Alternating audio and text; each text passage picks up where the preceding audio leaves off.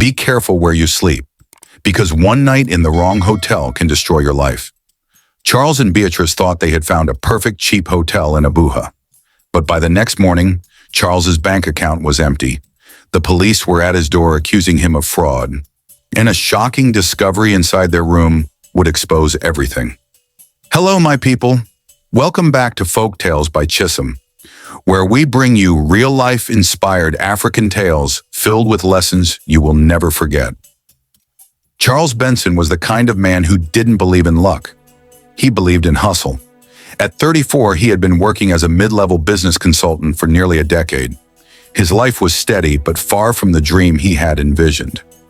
Then one Monday morning, the phone rang and everything changed. Hello, is this Mr. Charles Benson? Yes, speaking. This is Mr. Michael Rivers, the CEO of Rivers Properties. I've reviewed your proposal and I'd like to meet you in Abuja. Can you come this week? Charles almost dropped his phone. Michael Rivers wasn't just any client. He was one of the biggest names in real estate, a man whose deals were worth billions. Yes, sir, I'll make it, Charles said without hesitation. After the call, Charles paced his small living room, heart racing. This was it. This was the door he'd been waiting for. He picked up his second phone and called Beatrice. Babe, he said, excitement in his voice. Pack your bags. We're going to Abuja. Abuja? Beatrice gasped. This week? Yes.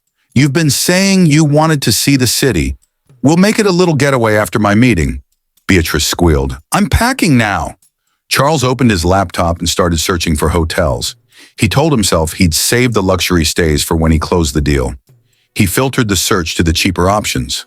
That's when he found Riverside Comfort Suites. The photos looked perfect. Spotless rooms, a rooftop restaurant, a swimming pool, and smiling staff. The reviews were glowing, almost too good to be true. The price? Less than half of other hotels in the same area. Without thinking twice, Charles booked it. The trip to Abuja was almost too perfect. The sun hung high in the sky, the roads were surprisingly clear, and Charles kept his foot steady on the accelerator as they chatted about everything from the meeting to what tourist spots they'd visit afterward. Beatrice sat in the passenger seat, sunglasses on, head slightly tilted back. I can't wait to try Abuja suya, she said with a playful smile. I heard it's better than the one back home. Charles chuckled. Babe, you and food. If I land this contract, I'll buy you all the suya in Abuja. It was 2:15 p.m. when they finally pulled into the driveway of Riverside Comfort Suites. From the outside, it was exactly as advertised. A 4-story glass-fronted building with a polished marble staircase leading to the entrance. A neatly dressed doorman in a wine-colored uniform stepped forward and opened the door for them with a courteous bow. Inside, the reception area smelled faintly of lemon polish. The air conditioning hummed softly, and a large gold-framed mirror reflected the neat arrangement of chairs by the wall. Behind the desk stood a tall, slim man in a crisp white shirt and black tie. His name tag read, Sunday. Good afternoon, Sir Ma. Welcome to Riverside Comfort Suites, Sunday said, his voice smooth and practiced. May I have your ID and credit card for record purposes? Charles pulled his wallet from his pocket and handed them over without a second thought. Sunday glanced at the ID, scanned the card, and typed something quickly on his computer. He was polite, but there was something about the way his eyes flickered from the screen to them that Beatrice noticed. A brief, assessing look, as if he was sizing them up. Room 406, Sunday said at last, handing back their cards. It's on the 4th floor. The lift is to your left. I hope you enjoy your stay. A young bellboy, no older than 19, appeared and offered to carry their bags. As they rode the elevator, Beatrice leaned toward Charles and whispered, This place is nicer than I expected for the price. The room itself was cozy. The queen-size bed was neatly made with crisp white sheets, 2 plump pillows resting against a dark wood headboard. A flat-screen TV hung on the wall opposite the bed, and directly beside it, a tall, full-length mirror faced the bed perfectly. A ceiling fan spun lazily above them, its polished blades glinting in the afternoon light filtering through the thick curtains. The bathroom was spotless, with gleaming tiles and the faint scent of lavender from a small air freshener mounted high on the wall. Beatrice threw herself onto the bed and let out a satisfied sigh. Babe, this is perfect. Charles smiled, setting his laptop bag on the desk. Only the best for you, my love. From the corner of her eye, Beatrice glanced at the mirror. She wasn't sure why, but something about its position, facing the bed so directly, felt strange. She brushed the thought aside. After all, it was a hotel. They unpacked slowly, deciding to rest for a while before heading out for dinner. The city outside was alive with car horns, vendors calling out, and the faint hum of traffic. For the moment, everything felt normal. Too normal. After a quick nap, Charles and Beatrice decided to explore the neighborhood before dinner. The streets of Abuja's central district were alive with the evening rush. Well-dressed office workers heading home, hawkers weaving between cars selling everything from bottled water to roasted corn, and the smell of grilled meat drifting in from a corner suya stand. They found a small, stylish bistro a short walk from the hotel. Over plates of jollof rice and peppered chicken, Charles ran through his meeting plans for the next morning. I just need to make a strong first impression, he said, gesturing with his fork. If I land this deal with Michael Rivers, we'll be talking about moving into our own house by next year. Beatrice grinned. I believe in you. Just keep calm and confident. They strolled back to the hotel under the glow of streetlights. It was almost 10 p.m. when they stepped into room 406 again. The cool blast of the air conditioner greeted them, along with the faint lavender scent from the bathroom. Beatrice kicked off her heels and wandered into the bathroom to wash her face. When she returned, she was already in her nightwear, a soft pink cotton set. She perched on the edge of the bed, staring up at the ceiling fan. Babe, she said slowly, why does the fan have a blinking red light? Charles looked up. Sure enough, there it was. A faint, rhythmic blink, almost like a heartbeat, tucked behind the grill of the fan. It's probably the remote control sensor, he said casually, tossing his jacket onto the chair. Beatrice frowned. But it's blinking even when the fan is off. Charles laughed lightly, though he didn't sound entirely convinced. Babe, you've been watching too many crime documentaries. It's nothing. Trust me. Still, Beatrice couldn't shake the feeling. Her eyes swept the room. The mirror still bothered her. It was positioned directly opposite the bed, tall and wide, giving a perfect view of anyone lying down. She remembered reading online that some hotels use two-way mirrors, but she had no idea how to check. Come on, Charles said, patting the bed beside him. Let's sleep early. Big day tomorrow. She lay down reluctantly. Charles drifted off quickly, his breathing evening out in minutes. But Beatrice lay awake for a long time, her eyes darting to that tiny red blink every few seconds. She told herself she'd check it properly in the morning. Little did she know, by the next morning, their lives would be turned upside down. Charles's alarm was set for 7 a.m., but it was the buzzing of his phone at 6:12 that woke him. Half asleep, he reached for it, expecting maybe a message from Michael Rivers' assistant, confirming the meeting time. Instead, he saw the words that made his heart stop. Bank alert. Debit 200,000 naira. POS transaction approved.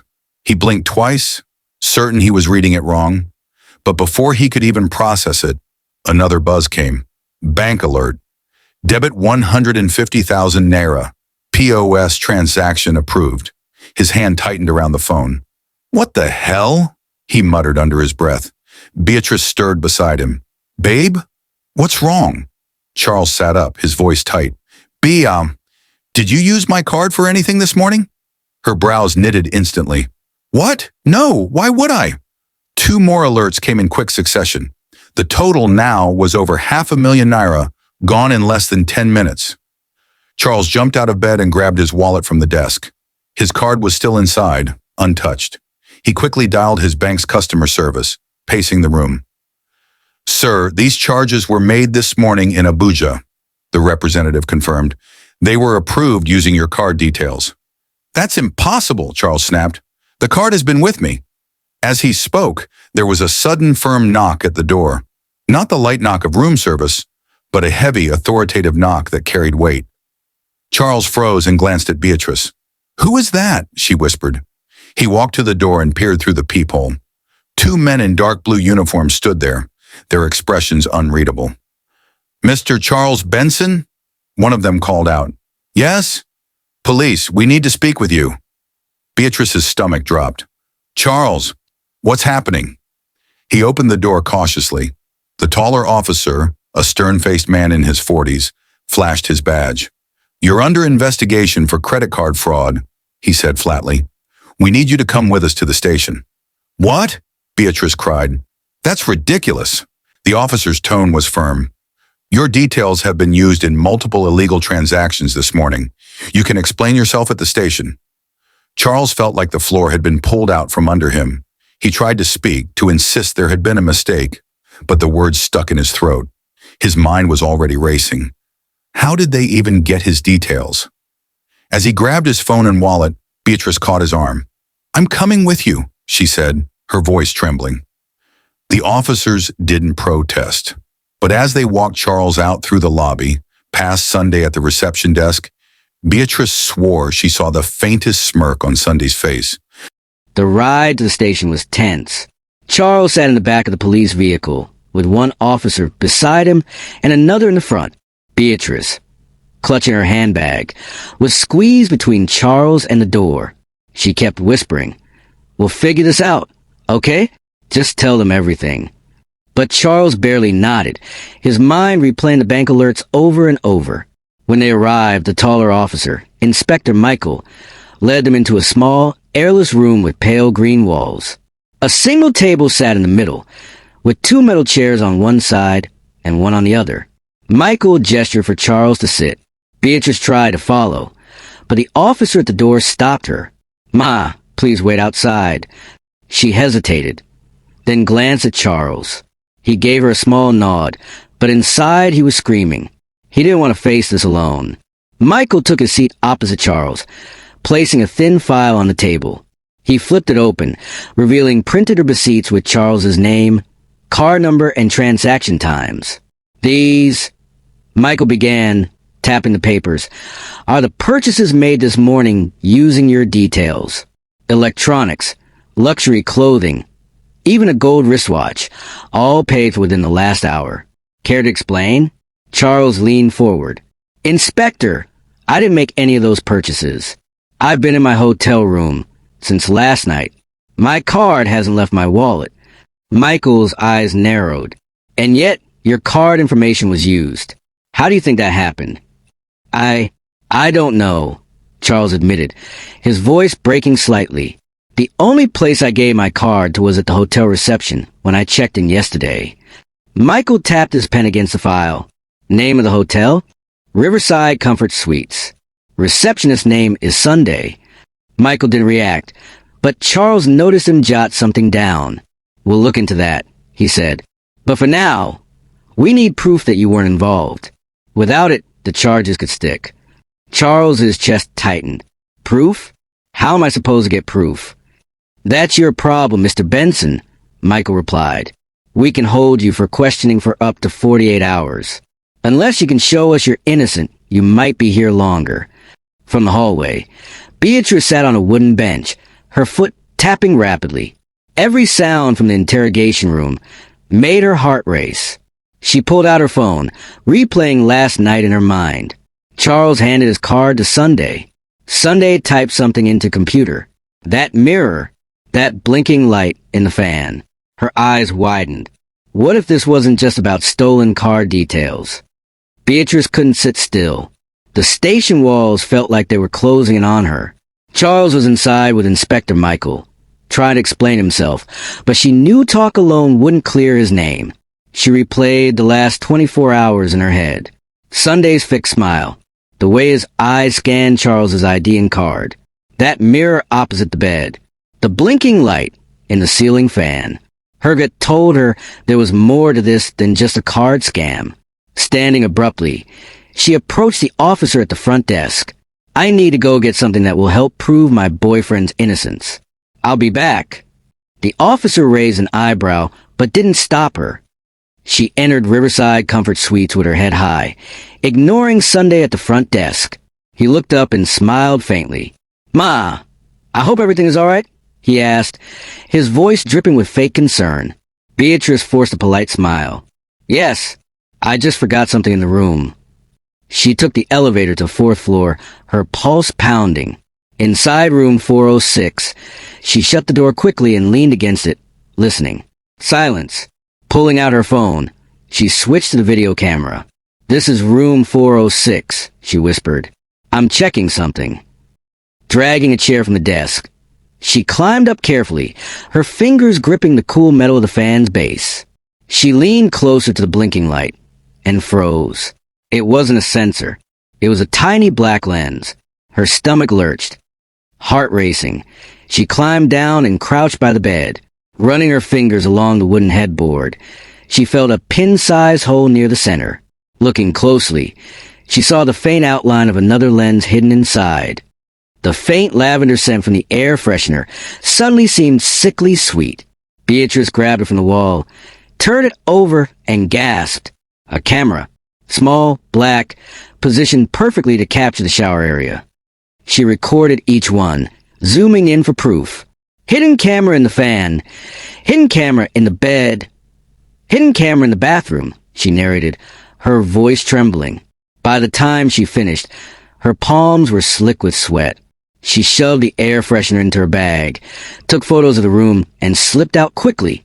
As she passed the reception desk, Sunday gave her that same smirk. Beatrice didn't even look at him. She walked straight out into the afternoon heat, adrenaline pushing her toward the station. The police station was buzzing with the low hum of voices and the scratch of pens on paper when Beatrice burst through the door. Her hair clung slightly to her forehead from the Abuja heat, and her grip on her phone was so tight her knuckles were white. "I need to see Inspector Michael. Now," she told the officer at the front desk. Michael emerged from a nearby office, his brow furrowed. "Madam, what is it?" Beatrice didn't waste a second. She hit play on her phone, holding it up so he could see. The first clip showed her climbing onto the chair and zooming in on the blinking light in the ceiling fan, revealing the small black camera lens. The second clip panned over the headboard, catching another hidden lens. The third showed her holding the bathroom air freshener, turning it over to expose yet another camera. Michael's eyes hardened. "Where did you find these?" "In our hotel room.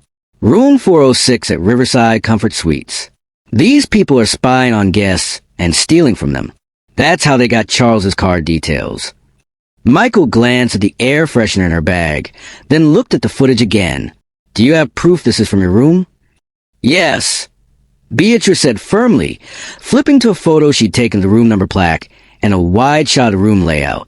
Michael didn't hesitate. He turned to two officers nearby. "Get a warrant. We're moving on that hotel immediately." 2 hours later, Beatrice sat in the back of a police van as they drove to Riverside Comfort Suites. She insisted on coming. She wanted to see Sunday's face when the truth hit him. The moment they entered the lobby, Sunday looked up from the desk, his smile freezing when he saw Michael and the other officers. "Good afternoon, officers. How may I?" "Save it." Michael cut in sharply. "We have a warrant. Step aside." The officers spread out, some heading for the guest rooms, others toward the staff offices. In a small, locked-back room behind reception, they found it a full surveillance setup. Multiple screens showed live feeds from different rooms. Hard drives stacked on a desk contained hours, maybe months, of recorded footage. In another corner, a filing cabinet overflowed with scanned copies of guest IDs and credit card details. Michael's jaw clenched. "You've been running this operation for how long?" Sunday stammered. I don't know anything about this." "Save it," Michael said, motioning for two officers to cuff him. "You're under arrest." Two other employees, the hotel's IT technician and a manager, were also let out in handcuffs. Back at the station, the evidence was undeniable. The stolen card details, the hidden cameras, the illegal footage, all tied back to the hotel's management. Michael called Charles into his office. "Mr. Benson, you're free to go. You were telling the truth." Charles let out a long breath. He didn't know he'd been holding. "Thank you, sir." When he stepped outside, Beatrice was waiting. She ran to him, wrapping her arms around him. "It's over," she whispered. "You're free." That night, Charles and Beatrice didn't go back to Riverside Comfort Suites. Inspector Michael himself advised against it. Instead, they booked a modest but reputable hotel across town. The difference was like night and day. The staff were warm. The room smelled faintly of fresh linen, and there were no suspicious blinking lights or oddly placed mirrors. Still, when Beatrice unpacked her bag, her eyes scanned every corner of the room. Charles noticed and gave a small, sad smile. "Still worried?" he asked. "I don't think I'll ever check into a hotel the same way again," she admitted, sitting on the edge of the bed. "It's scary to think how easily they could have ruined our lives." Charles sat beside her, taking her hand. "Babe, I thought I was being smart booking a cheap place. I was thinking about saving money before closing the deal, but I didn't think about what it might really cost us." Beatrice squeezed his hand. "We were lucky. Other people might not be." They sat in silence for a while, each lost in thought. They left Abuja early the next morning, the city skyline fading behind them as they drove. Neither of them spoke much, but there was a quiet understanding between them. This was a chapter of their lives they'd never forget. As they passed the toll gate, Beatrice finally spoke. "You know, this could be a story we tell people. Not for entertainment, but as a warning. People need to know that the cheapest hotel could be the most expensive mistake." Charles nodded. "We tell everyone. Friends, family, even strangers. No one should go through what we just went through. My people, the lesson is simple. Not every bargain is a blessing. Always research where you stay. Check the reviews, look for warning signs, and when you get to your room, don't be afraid to inspect it. Look at the mirrors. Look at the smoke detectors. Look at the fans. Because safety is not just about locking the door. Sometimes, the danger is already inside. Charles and Beatrice learned that the hard way. You don't have to.